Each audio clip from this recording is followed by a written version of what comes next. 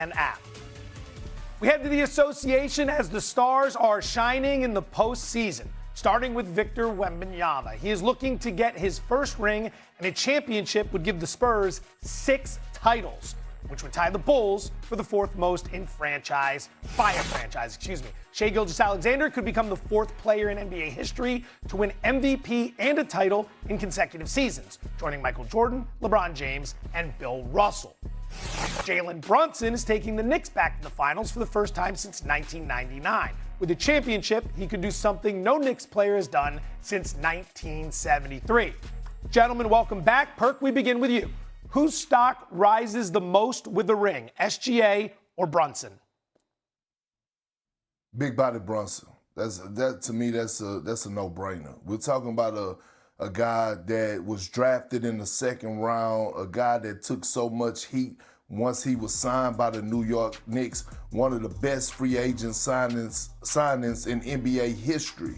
And look, when you talk about tough markets to play in, I played in Boston. I know what it feels like to be in that market. New York is a different beast. When you talk about sitting at a different table, if he goes out and win this championship, joining the company of Isaiah Thomas and Steph Curry for small guards, getting it done, leading their teams to winning the championship. When you talk about where he's going to rank for as an all-time great, somebody in that top 75 got to move aside.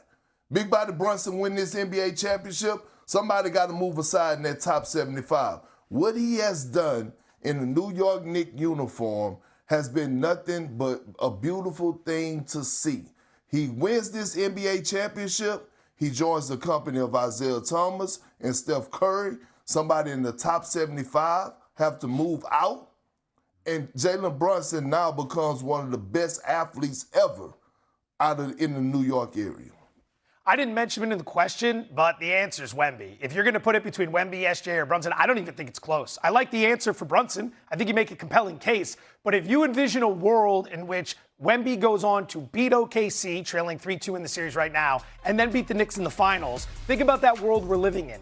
He's 22 years old. He'll have won his first chip before Bill Russell, Tim Duncan, Larry Bird, Steph Curry, LeBron James, Shaq. The list goes on and on. Now, 2 stars that won a ring before him, Magic Johnson and Kobe Bryant, they had star power help. Magic had Kareem. Kobe Bryant had Shaq. Wemby is the number 1 option in San Antonio. He's the reason. He's the big ticket option. This OKC team 1 year ago, we were talking dynasty with them. If Wemby comes along in year 3 at 22 years of age and takes them out, and then takes out this historic Knicks team that's doing things we haven't seen before at 22 years of age, he is the one that catapults to face of the league, passing all the guys we've been talking about the last few years, Stephen A., Ant-Man, and everybody else who we thought, who's the next face of the league? It's Wemby, and it's over. A chip for him means more than any other player in the business right now. Very articulate, very eloquent, very wrong. Perk is right. James, Shaq, the list goes on and on. Now, 2 stars that won a ring before him, Magic Johnson and Kobe Bryant, they had star power help. Magic had Kareem. Kobe Bryant had Shaq. Wemby is the number 1 option in San Antonio. He's the reason. He's the big ticket option. This OKC team 1 year ago, we were talking dynasty with them. If Wemby comes along in year 3 at 22 years of age and takes them out, and then takes out this historic Knicks team that's doing things we haven't seen before at 22 years of age, he is the one that catapults to face of the league, passing all the guys we've been talking about the last few years, Stephen A., Ant-Man, and everybody else who we thought, who's the next face of the league? It's Wemby, and it's over. A chip for him means more than any other player in the business right now. Very articulate, very eloquent, very wrong. Perk is right. You're wrong. Okay? Listen. When you think about Jalen Brunson, let's understand something here. Right now, I'm going to give you some stats, and then I'll get into a bigger picture. Since he arrived in New York with the Knicks 4 years ago, he's 5th in terms of the 61% of his regular season games that he's won. He's got 35 postseason wins, second only to the Boston Celtics, 36. During the regular season, he is the only player in the NBA to average 25.6 assists and shoot 39% from three-point range. And by the way, in the playoffs, at 29.2 points per game, he is second in the NBA, only to Shai Gilgeous-Alexander. This is a second-round pick who was a reserve, who the Dallas Mavericks were hesitant to give $53 million to. This is a guy that ended up signing with the Knicks for $100 million, $104 million. And there were some people saying that he was probably overpaid. He comes to the media capital of the world, and he takes over a place that Patrick Ewing once reigned in, that Carmelo Anthony once reigned in, that Bernard King once reigned in, that Walt Clyde Frazier delivered 2 championships to in the 70s, that Black Jesus Earl the Pearl Monroe was a part of, along with Bill Bradley and Dave DeBusschere and Willis Reed. And this brother, they played with each other. This brother don't have those cats, even though Karl Anthony Towns is no joke, and we appreciate Mikal Bridges and OG Anunoby and all of that other stuff. What they were in the 70s are not what these guys are. You know, these guys are not in the year 2026 what those guys were considered to be in the 1970s, okay? So you got all of that as your backdrop. But then you bring into account it's New York. You bring into account it's the Mecca. You bring into account the age of Wemby is already here, Joe. He's already the face of the league. He's already a superstar in the league. He's already been deemed the future. You understand? And he's and not only that, say what you will, but he's 7'5". See, people look up to you and they know they can't be that because, damn it, they ain't 7'5". What made Steph Curry so special is that he was 6'3". What made Allen Iverson special? It's that he was 6'1". What made the guys that you could just look at, you go like, damn, they walking down the street, they look just like me. I'm just like, you ain't looking up to the sky and be like, damn, what's it like to be that? Because I don't know what that is. That's why they call Wemby an alien. You understand what I'm saying? Because he's one of one. He's one of a kind.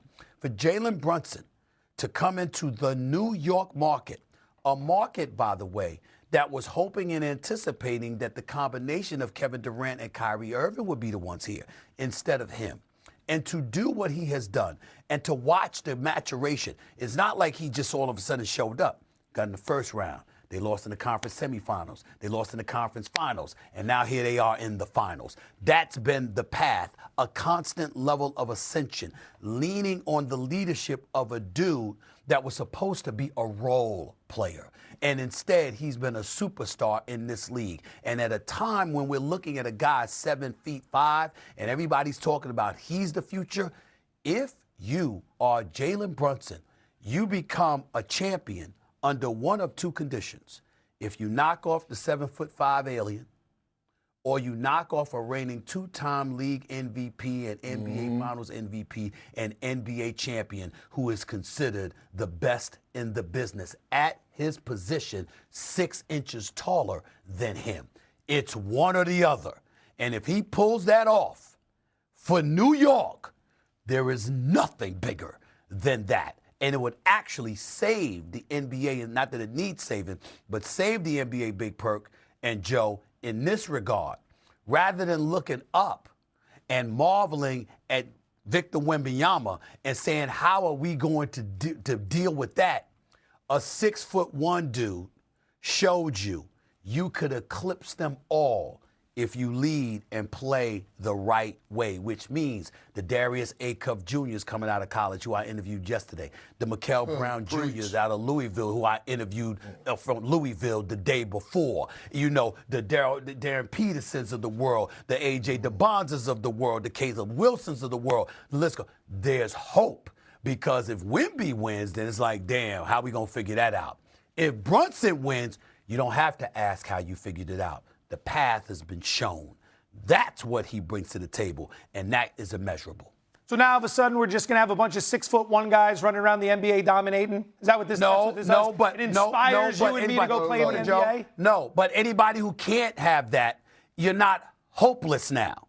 That's the point. You can't have that. Hope for the NBA. It's not everywhere.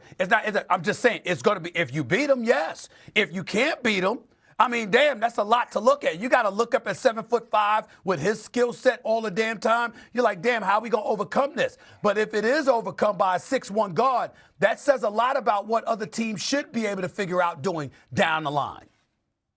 Perk, final word. Yeah, and listen, Listen, every time we're able to get a one-up, we need it. When it comes to American basketball players standing on business. Because as we know, the MVPs have went to, the overseas guys, guys that are non-American basketball players. Anytime we could get a one-up, it's a great